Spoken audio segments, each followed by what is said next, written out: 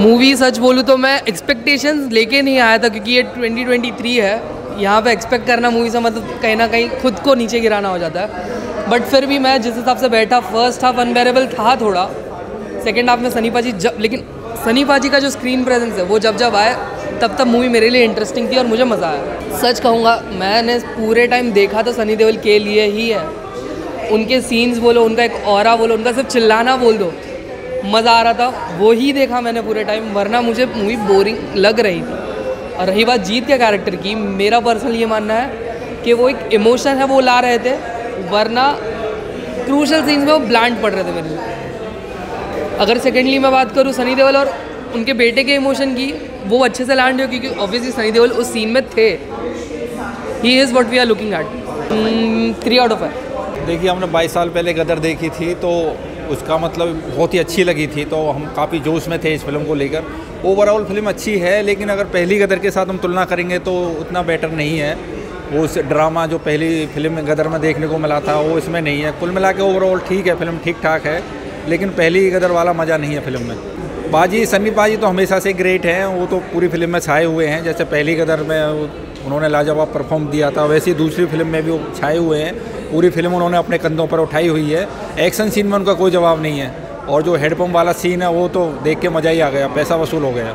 नहीं, देखिए, जो गदर 1 थी वो तो बहुत ज़्यादा हाई लेवल, मतलब बहुत ही तगड़ा उसमें ड्रामा था, हर एक चीज़ उसकी बहुत यूनिक थी, एक्शन से लेके, स्टोरी से लेके, परफॉर्मेंस से लेके। अगर उसके मुकाबले मैं कहूँ गदर 2 तो उतना अच्छी नहीं है, मतलब औसत फिल्म है, औसत। वो गदर के मुकाबले तो काफ़ी एवरेज है। तो ओवरऑल फिल्म एक बार तो हम देख सकते हैं। मैं 5 में से इसको देना चाहूँगा, 3 अंक देना चाहूँगा। अच्छी मूवी थी, लेकिन कहीं ना कहीं जैसे हमने गदर 1 के हिसाब से जो क्रेज़ देखा था उसके हिसाब से क्रेज़ वाइज नहीं गई है, बट अच्छी मूवी है। नहीं, वही मैंने कहा कि एक्सपेक्टेशन वाइज उतनी फुलफिल नहीं हुई है, बट एक इमोशन कनेक्टेड है, जो स्टोरी का कंटिन्यूशन दिया गया है, इमोशन कहीं यहाँ वहाँ नहीं हुआ, it's goes in a flow, इसलिए मूवी अच्छी लगी है। इमोशन द मेन थिंग जिसने हमें मूवी में कनेक्ट रखा। I will give 3।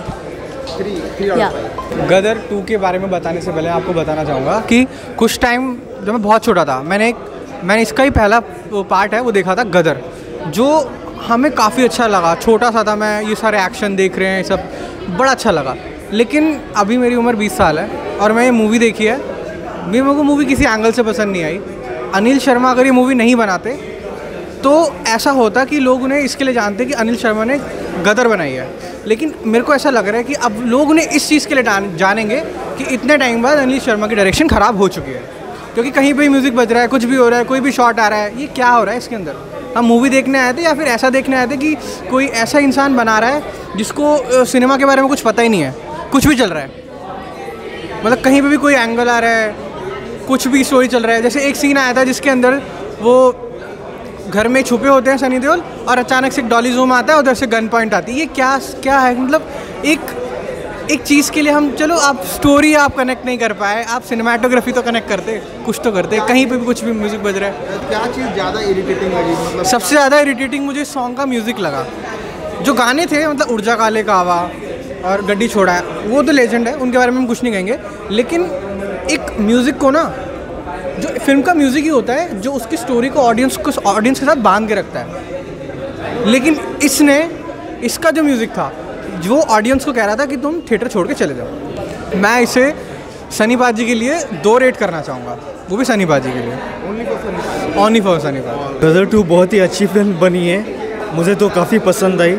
Action, emotion, drama और जो डायलॉग्स हैं, शक्तिमान जी की स्क्रीन प्ले स्टोरी है, काफ़ी पावरफुल है, सशक्त है और लोगों को पसंद आएगी। अनएक्सपेक्टेड यही था कि उत्कर्ष शर्मा का जो रोल है वो टोटली एक सरप्राइज़ है, और उन्होंने काफ़ी अच्छी तरह निभाया है, और उनको एक स्टार स्टेटस मिलेगा आगे की फिल्मों में।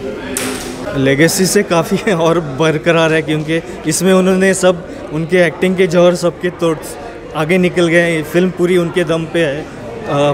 गदर 1 तो सरप्राइज़ हिट थी, और ये तो एक्सपेक्टेड हिट है, तो इससे भी गदर 1 से भी बड़ी हिट हो जाएगी। I would give it is a 4 star rating. जी हाँ, आज गदर का प्रीमियर था, मीडिया शो था, और आज ही रिलीज़ है।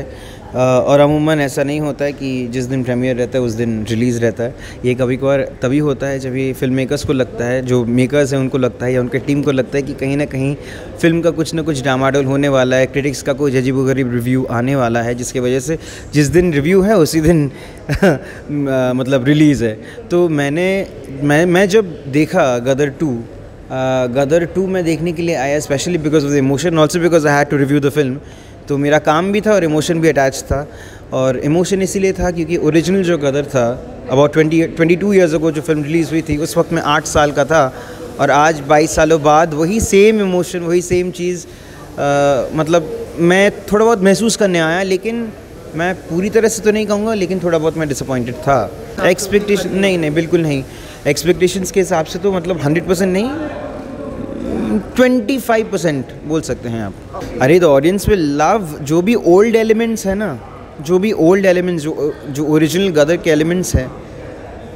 गदर का ऑडियंस कौन है? Those people who have loved the original film, they will see the film in order to experience the old emotions और कितना क्या क्या बदलाव आया है वो भी देखने के लिए। तो जैसे कि कहा जाता है that you know when something is already made and it's already become a classic, you should not medal with it, you should not उसके साथ छेड़खानी करना चाहिए नहीं, क्योंकि वो बिगड़ जाता है। ऐसा ही कुछ हुआ है फिल्म के साथ। अभी जो भी ओरिजिनल में था, अमरीश पुरी फॉर इंस्टेंस, अमरीश पुरी एक पिलर था फिल्म में। Amrish Puri is not there, who will replace him in the film? You don't have the original lyricist. Anand Bakshi साहब जो उर्जा काले कावा, मैं निकला गड्डी लेके, हम जुदा हो गए, जो अभी भी जहन में है, एक बार याद आता। गदर मतलब ये सारे गाने। और आज जब गदर मैंने देखा, ना तो साउंड ट्रैक इसका, ना तो इन सारे गानों के अलावा जो भी दूसरे गाने हैं, नथिंग, मतलब ऐसा कुछ था ही नहीं कि जहन में घुसे या याद रहे, थिएटर में से निकल जाऊँ उसके बाद मुझे दिमाग में रहे, ऐसा कुछ था नहीं।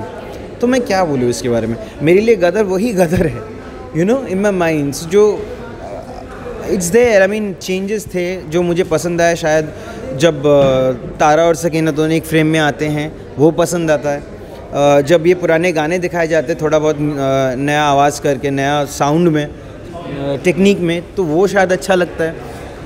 उसके अलावा जीते जो छोटा बच्चा था फिल्म में और अभी फ़िलहाल बड़ा हो गया है, और वो मतलब उनके इर्द गिर्द पूरा कहानी बना चुका है। उनके पिताश्री जो है अनिल शर्मा साहब, जो फिल्म के प्रोड्यूसर है, डायरेक्टर है, तो ऑब्वियसली उनको थोड़ा बहुत एलिवेट करने की कोशिश करेंगे। लेकिन उसी चक्कर में चीज़ें थोड़ी बहुत डामाडोल हुई है, क्योंकि जो मेन गाने थे ना, उर्जा काले कावा या मैं निकला गड्डी लेके, उनको छोटा बना दिया है।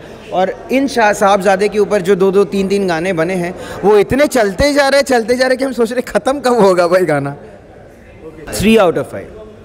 Gadar 2 is a very good film in terms of production values, technically, camera, editing, costumes, background music, songs, मतलब technically very good film. Performance wise जो पर्दे पर दिखाई देता है, Sunny Deol as you expected, his usual, मतलब जो तारा सिंह की एक जो पावरफुल कैरेक्टर है, वो मतलब जो फोर्सफुली बात करता है, धाड़, मतलब रोरिंग कैरेक्टर है उसका, वो गदर 1 में भी था, इसमें भी है। और Amisha Patel as usual is soft and emotional scenes में शी इज़ वेरी गुड। और मुझे तो लग रहा है, बिल्कुल ऐसा नहीं लगा कि 22 साल के बाद सीक्वल आ रही है। 2001 में मैंने गदर 1 देखी थी और 22 साल के बाद अभी देख रहा हूँ, तो मुझे तो ऐसे लग रहा था कि 3-4 साल के बाद देख रहा हूँ, क्योंकि कंटिन्यूटी, केमिस्ट्री दोनों की बहुत ज़बरदस्त थी। रही बात एक्शन सीन्स, मुझे बहुत अच्छे लगे जो बैटल के और वॉर के जो उन्होंने वो दिखाया। एग्जैक्टली वॉर नहीं, लेकिन जो सनी देओल के कैरेक्टर के साथ जो उनका जो इंटरेक्शन होता है, वो बहुत ही बढ़िया सीन्स दिखाए, बहुत ही रियलिस्टिक लग रहा था। एंड मनीष वाधवा जिन्होंने वो पाकिस्तानी मेजर जनरल का रोल किया है, he is the highlight of the film. मैं तो ये कहूँगा कि जो शोले में गब्बर सिंह ने कमाल किया था, सरप्राइज़ था वो, उसी तरह इस फिल्म में गदर 2 में Manish is the one of the major highlights. और मैं दावे के साथ कह सकता हूँ कि he will definitely be nominated for most of the negative villain awards of 2024। Utkarsh Sharma जो डायरेक्टर अनिल शर्मा के बेटे हैं, he is also a very big surprise. He has done excellent emotional scenes and action scenes में भी वो छा जाते हैं। तो overall I will say because independence day है तो इसमें पेट्रियाटिक सेंटिमेंट भर भर के हैं, तो 15 अगस्त के हिसाब से this is a very good family entertainer. और overall it has that social message, एक पेट्रियाटिक मैसेज है कि आपस में हमको साथ में बने रहना चाहिए। Culturally we should be together, emotionally we should be together. ये ज़रूरी नहीं है कि हमेशा मज़हब के हिसाब से या देश के हिसाब से बॉर्डर, क्रॉस बॉर्डर के हिसाब से दुश्मनी होनी चाहिए।